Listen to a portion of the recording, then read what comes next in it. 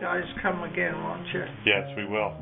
Okay, I want you, if you had any advice for your kids, what is it? Advice? Me to give to my kids? Yes. What good would that do? They wouldn't hear me anyway. They wouldn't pay no mind. They had their own. So far, it's been pretty good. We've got 2 weddings coming up. I sure hope they're going to be good ones. So, is that about it? With the experience that you've had as a parent and things like that, what kind of advice would you give new parents or new grandparents? I've never thought about it. My own kids, they were good kids. They were good kids. But of course, kids have to make their own decisions, good or bad, and live with them. That's the sad part. Sometimes they don't listen because they think they've got something better in mind. And what would she know about it? She's old. She's probably forgotten everything. But we don't. But I love my kids. I want them to know that. Every one of them. No one more than the other. Regardless of what my in-laws thought. Or even Rondo. I'm having a hard time with that part. Letting go. I hope my kids can learn how to do that better than me. But I do love my kids, even though sometimes I'm sure they never thought I did, but I did. I'm not a huggy person. I was until my kids turned into teenagers. Is that Marilyn? No. No, that's Carol. That's Nancy. I'll get them right after a while. But I do care for my kids very much, and then when they got to be teenagers, that was when they didn't want a lot of hugging done. And so I quit. Never did it again. By that time they were getting married and having kids of their own. Got 32 grands and almost 60 greats. And that's not bad. Got some that's going to be genealogy nerds. Is that what they're called? That's all right. I want somebody that's concerned about the records and carry them through. That was bad, I guess, as Lehi was, wanting his boys going back to get the records. But they are important. Everything else can be destroyed and done away with, but records should not. I guess that's about all, and I hope you'll have a good trip back home and come back down again. Okay, I love you, Grandma. Love you too.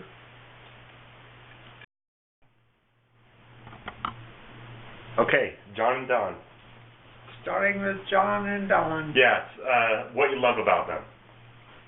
Well, I remember that when I first became pregnant with them, I didn't know I was going to have twins, because the thought of having twins just scared me to death, because I could never tell them apart in school. So what would I do if I had twins? How would I tell them apart? Probably have to get them tattooed or something. Anyhow, I didn't know I was going to have twins until maybe the last week of my pregnancy. And Dr. Reichman thought he heard 2 heartbeats. He says, what if I said, would you invest $10 in an X-ray to see whether or not you were going to have twins? Twins? You know, oh my. But I had an X-ray and I was told there was only one, a lot of water, that kind of thing. And so day came that they were to be born. They came on the day due, and they were my shortest labors, and I guess they're the easiest ones because they were the shortest. But here came John, and I never did feel him come from me. But he came, and they put him down. He just kind of looked around. He didn't holler or cry or anything. He just looked around to see what kind of life this was going to be. Oh boy. And then he says, oh, there's another one. He says, I guess my stethoscope was more accurate than an x-ray was. And so we waited for 35 minutes so Don made up his mind whether or not he was coming. And finally, the doctor lifted him out, and he was a pound and a half smaller than John. I had about 13 pounds baby in me. And so he came out and he let his presence be known, and we had twin boys. Now what in the world was I going to do with twin boys? I was all ready for John. We had a stork line buggy, a nice big buggy, and we were going to put John in that until we got a crib. So we had a crib, but Carol was in that one. And what were we going to do? Well, they came. We took the twins home, and we put John in the stork line buggy of Don. Well, we found a nice big cardboard box, and we put a nice pillow in it, and a cover and a blanket, and made a nice little bed for him.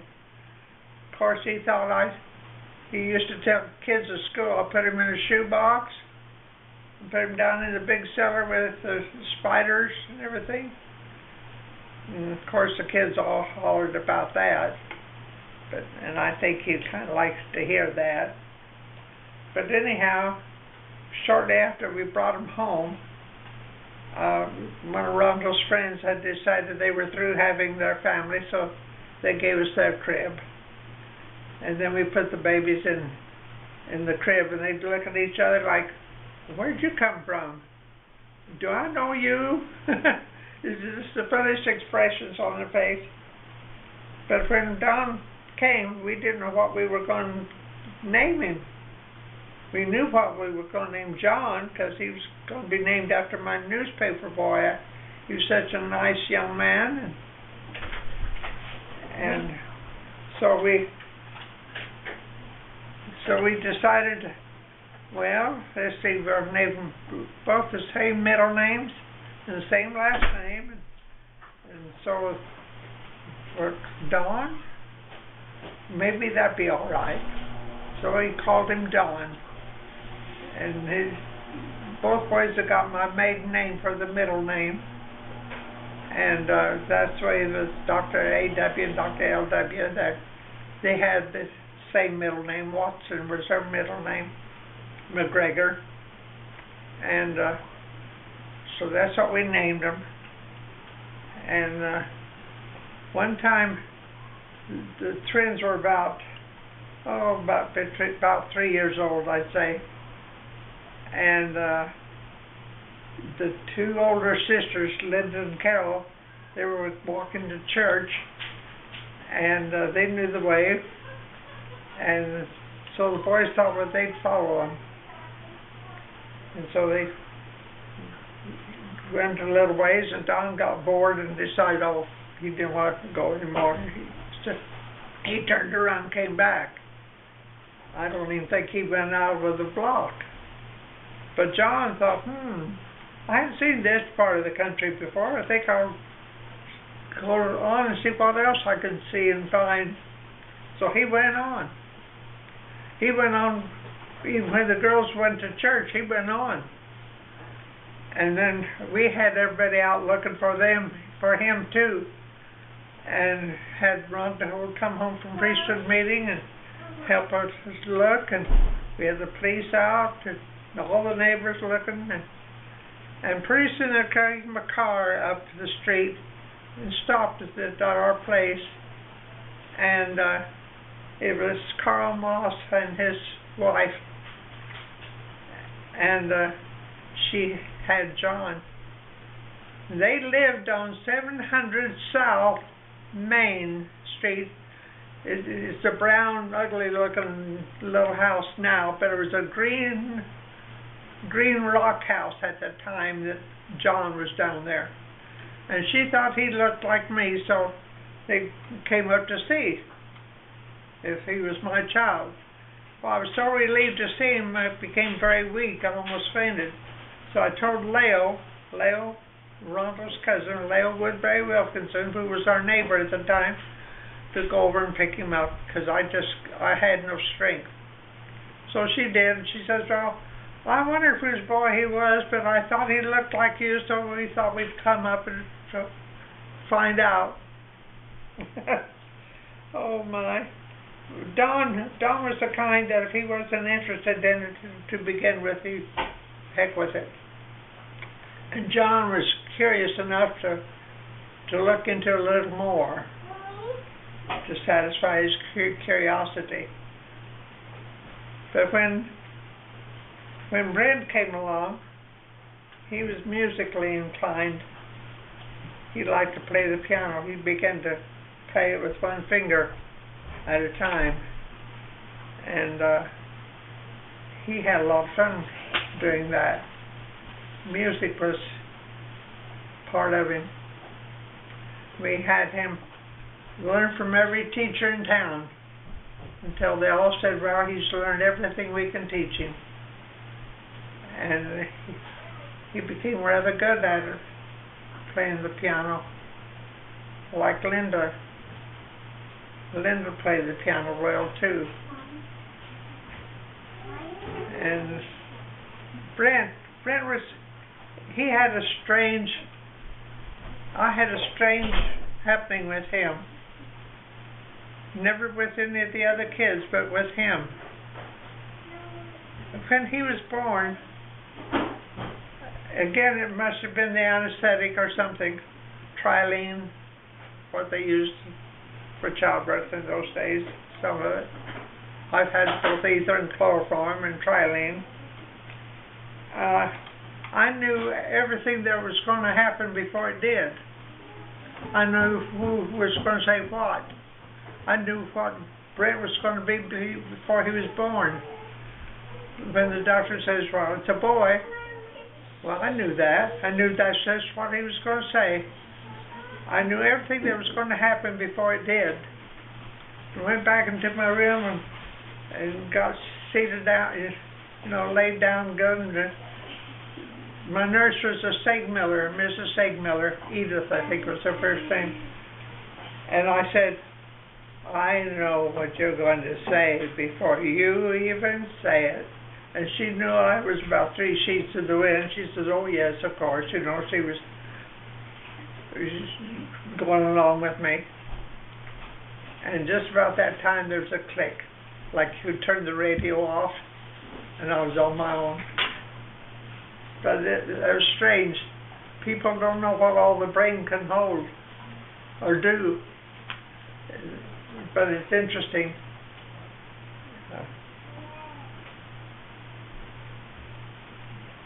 And it was funny. When Brent was born, that was the only one that ever happened to. I knew what was going to happen before it did. He's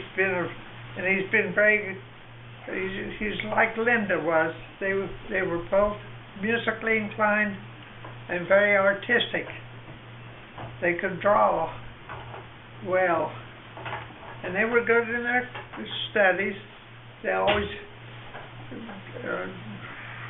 studied real hard the night before, and they got through it. And that was Brent. Brent had a lot of girlfriends, and 99% of them went down the road for somebody else. But he's got one called Janelle now, and she must have been made just for him. She's a good wife to him, and they've had 4 children, lickety-split, and she's musically inclined, she sings. He heard her singing in another room one time. He says, "Who's that singing? I gotta hear that voice. I gotta meet that person." And that's how they met. And then Marilyn. She was a good baby. I think Rondo used to call her Sugar. And she, for years, thought that was her name. And she's been a good child all these years. She's had 7 children. She's been a good one. I've enjoyed her. And then one day, we were looking at the table. I was looking at the table. We had 3 kids on one side, 3 boys, and 3 girls on this side, but nobody in the high chair. And I thought, well, we got to fix that. So we got busy and had another one. And that was Nancy. She was our 7th one and our last one. Yes, and first Linda was not going to help me with this baby at all. No, Linda and I were having problems about that time. She wasn't going to help me, no sir. I wasn't just having another baby for her to take care of or anything. And I says, okay. I won't ask you even to get a diaper for me or nothing. And Nancy was born. She was born, I think, on a Saturday. Were you born on a Saturday, Nancy? I don't know where she is. And anyhow, it looked like I was going to have a long, dragged-out labor with her, because I did with Carol. Carol took me 2.5 days to have. And Marilyn was born after I'd had a special blessing given to me by my stepfather, Ira Heaton and Rondo. They had just given me a blessing about her to get her born. And then they left, and Rondo came home to take care of the chores, and Mother was looking after the kids, and so the doctor happened to come in. Dr. A.W. came in, and he says, "Oh, she'll probably be born about 9 o'clock tonight, maybe around that time sometime." He didn't even have time to get home to eat his supper when he was told to hurry back down to the hospital. I was due to deliver. So, delivered Marilyn, that's what it was. He also delivered Nancy, too. And then when Rondo finally came back to the hospital, Marilyn was born, and I was next to my girlfriend, Afton Cox, she was then. And she had just had a little boy, Lindsay. And he says, "You all done?" He says, "You weren't doing anything when I left." I says, "I know. It was because I was a minister too." And that she suddenly decided, well, she spent enough time in me, might as well get out and see what the world was like. And she was a very good baby. And so was Nancy. Nancy was a good baby too. Not only that, but Nancy won Linda over until Linda became like her second mother. Linda won them all over, all the kids over. I don't think she cried very much at all, because there was always somebody there to take care of her, to take care of her needs, or make up needs that she hadn't thought of or something. But when Nancy was born, she was born Saturday evening, I think it was, and Dr. Kahn, Dr. A.W.'s son, Dr. Kahn, came in. He was with me, and he was growing a beard at the time. The Lions Club was having a contest, and I was still just a little bit woozy from the trialing, and I asked him, I says, "Can I feel of your beard?" He says, "Yes, by all means." So I came down and I felt of his beard. He said, "Doesn't that just make you want to take your shoes off and run barefoot through it?" And he visited with me. Rondo didn't stay. He didn't stay with me when Nancy was born, or visit with me afterwards. He just went home. Mama was taking care of the kids then, so I kind of had Nancy by myself.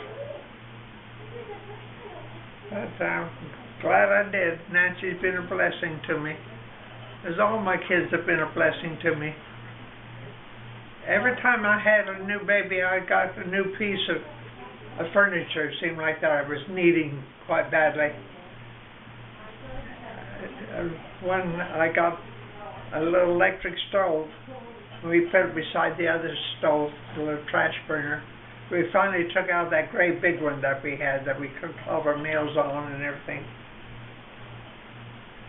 One time Don was so cold, we couldn't get him warm, and he wouldn't go to sleep. He would just bawl, cry, and feel bad for himself. And so we built up the fire in the stove until the tops were turning red. It was getting hot. And we held Don over it with our arms until the sweat began to run off of him. And then we wrapped him up to keep him warm. And he went to sleep. And he was just cold. That's what we did for him. He and his dad bonded. He seemed like he was interested in what Rhonda was interested in, machinery and all that. That John wasn't all that interested in. But I worked with the boys out on the farm. John was allergic to all that farm stuff, and his eyes were swelled into little slits where he couldn't see all that well.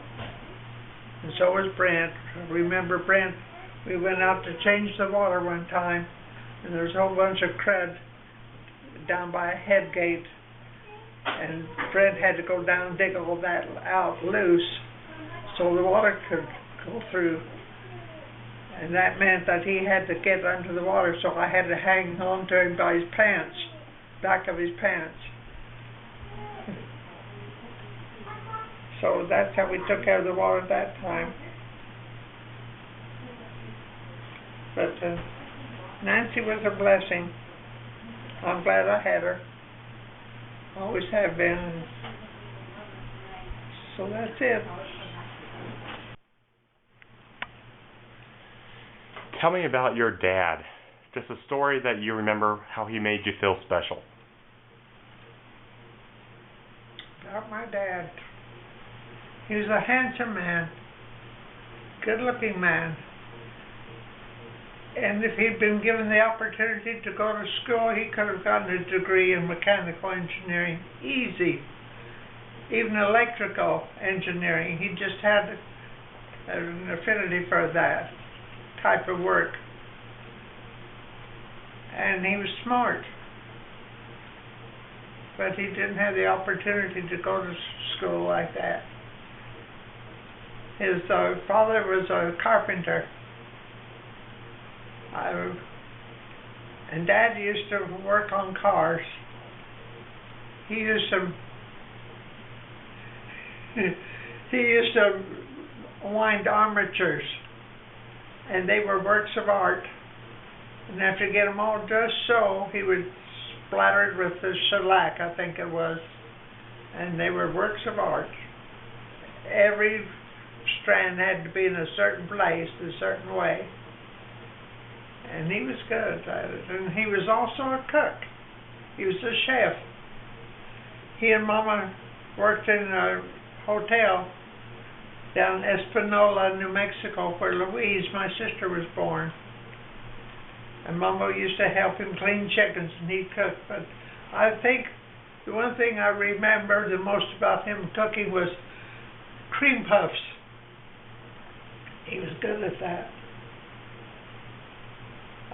And I don't remember too much about him because he wasn't at home all that much, but he and Mother were divorced when I was about 15, 16 years old. And that broke my heart, but there's just not room in a marriage for 3 people. So Mama got a divorce, and then she took all the furniture that we had in our house and started a second-hand store down in the Ozarks in Missouri, and did quite well. She loved to do that. She'd be a queen at these garage sales.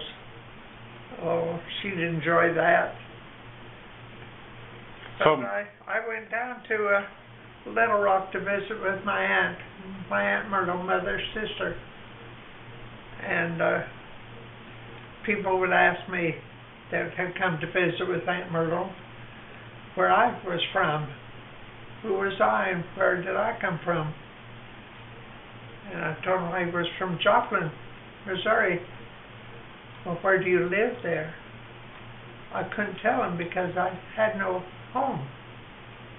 I was homeless and didn't know it.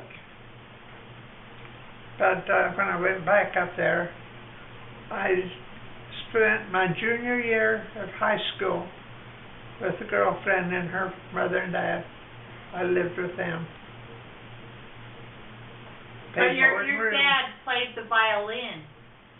Oh, that was when I was a little kid, little one. I remember my dad playing the violin. Blue Heaven, that was one that he used to play. That was a popular tune at that time. And he would play that and play the violin, and that was probably the same. So tell me about the last time you saw your dad. Oh. Well, my mother had gone back to visit with her people, and my dad was very sick with a throat cancer of the larynx, and my brother, Lawrence, told my mother that if I was to see my dad alive, that she had to get home and take care of my kids so I could go back there.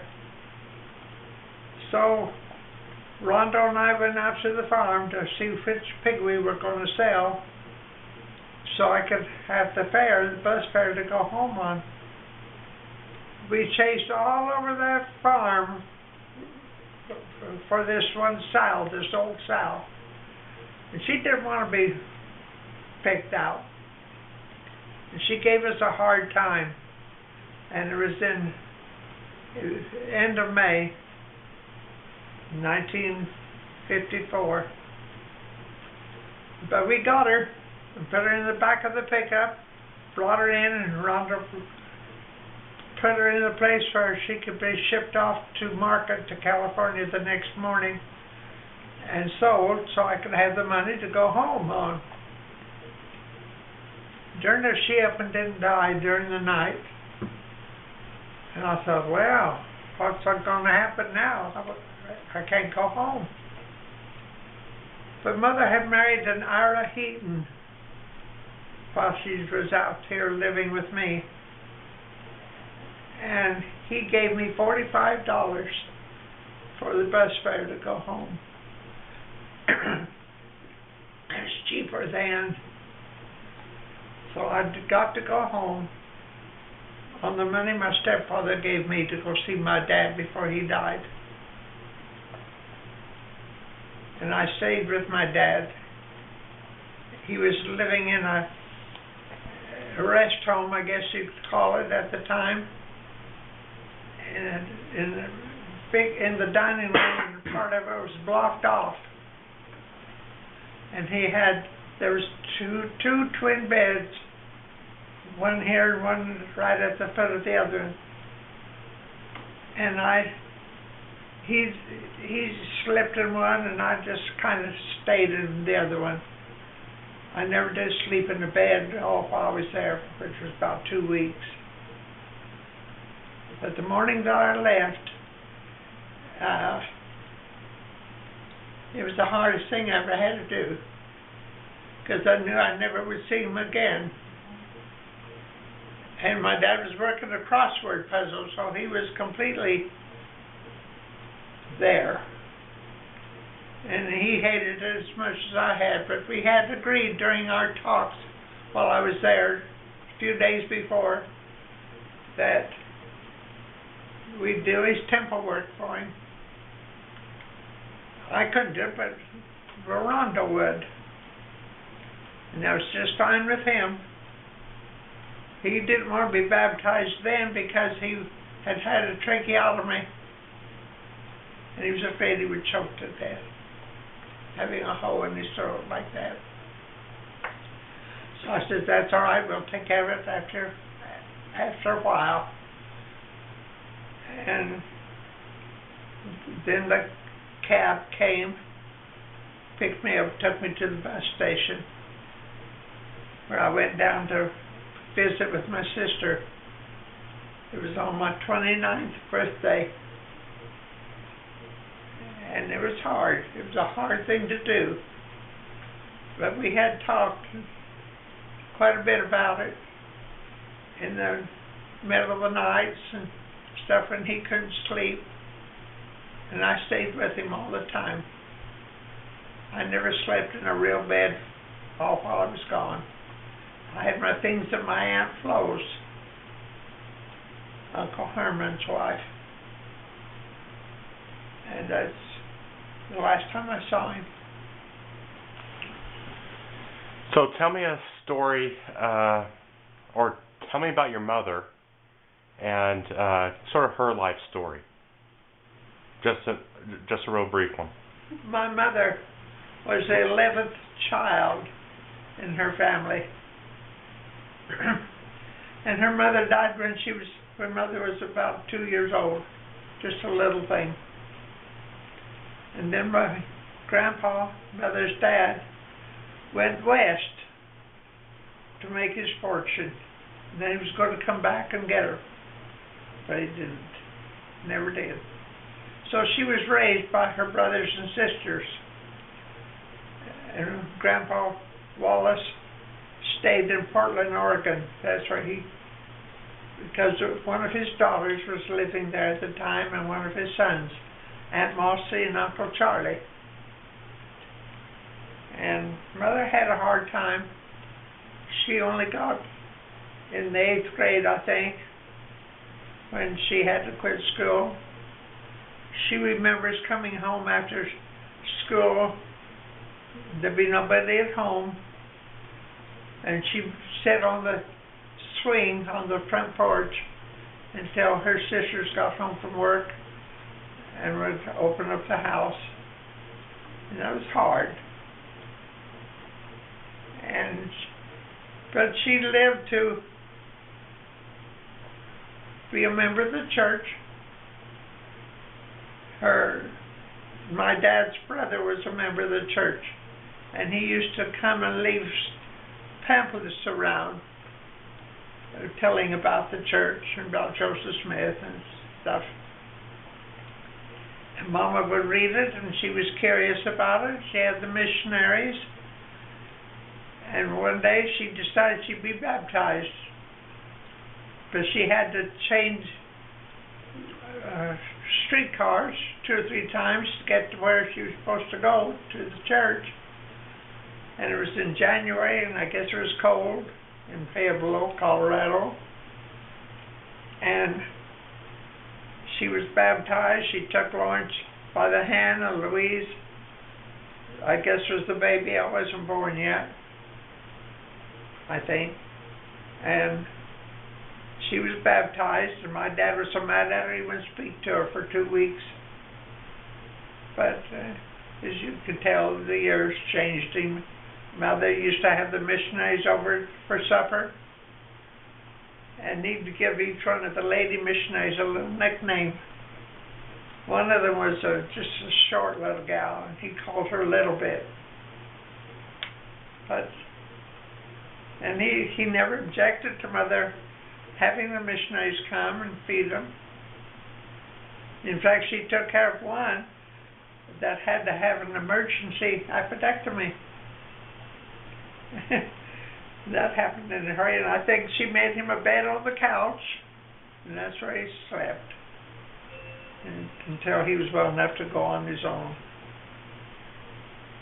But Mama had quite a testimony of the gospel. She had no doubt in her mind that it was true. She once had a fight with old Satan about it, though. One time he about killed her, about smothered her to death. And she commanded him to leave. Very quietly, of course. But he had to. Old Satan doesn't argue when he's been commanded to leave, because there's no way out but the door. And he has to go. And she raised all of us kids in the church. Dad didn't object. I guess he'd gotten used to it by that time, because we turned out pretty good, all things considered. But Mama had it hard when she was a girl. But it's interesting that Grandpa's brother, who was a member... Oh, yes. That's the story right there. Uncle Walter, my dad's brother. He had a wife and a little family, about 3 or 4 children.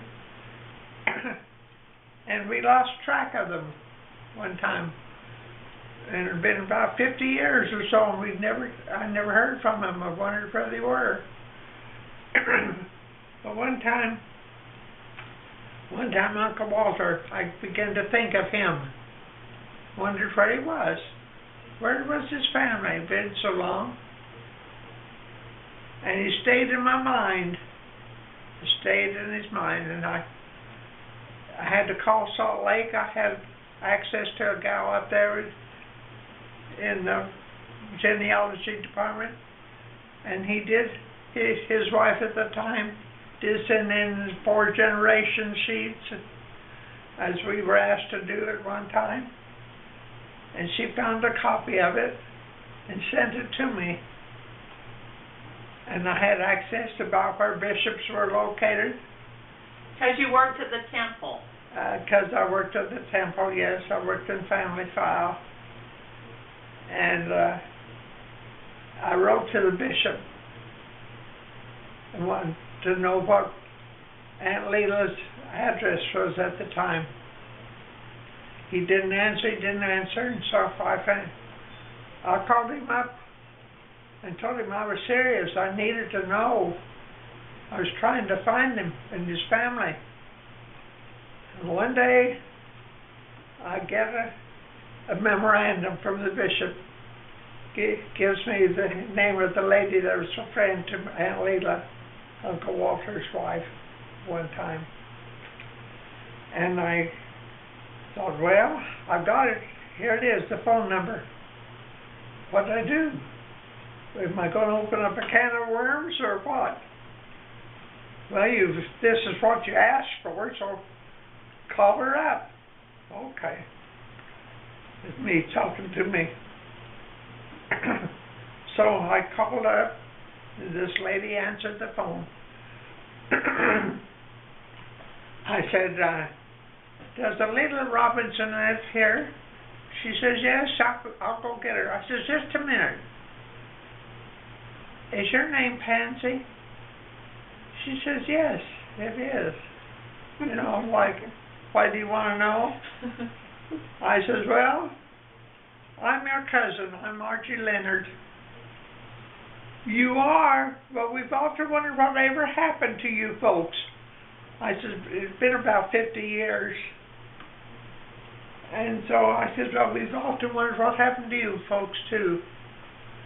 And I talked with both of them, both Pansy and Aunt Layla, and made arrangements for me to come down there to meet her and see how they were and to get caught up. Where?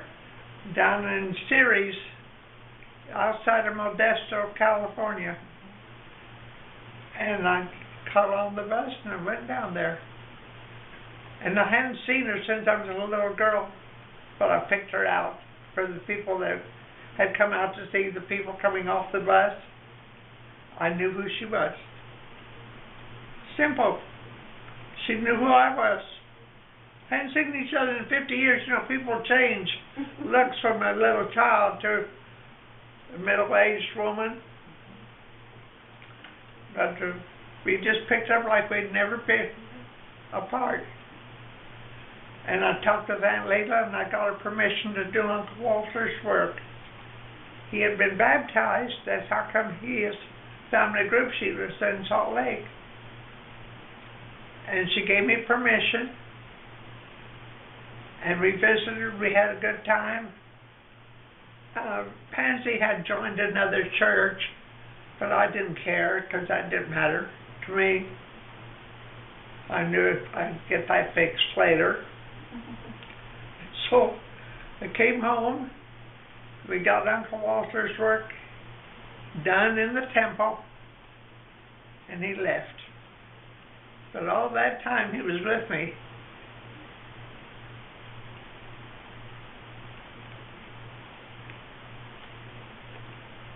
He wanted his temple work done. He had been baptized, but he hadn't had a chance to get to the temple. But the strangest thing of it was, I had gone back to Missouri one year to visit my cousins and some of my people I had back there, girlfriends. And had I known, he was just across the border into Arkansas. And it was in January one year, and he had gotten out and fallen, got pneumonia, and died. Just across the border. Had I known, I would have gone to see him. But I didn't. But we got his temple work done, but that's what he was there for, in my mind. He wouldn't let me forget him.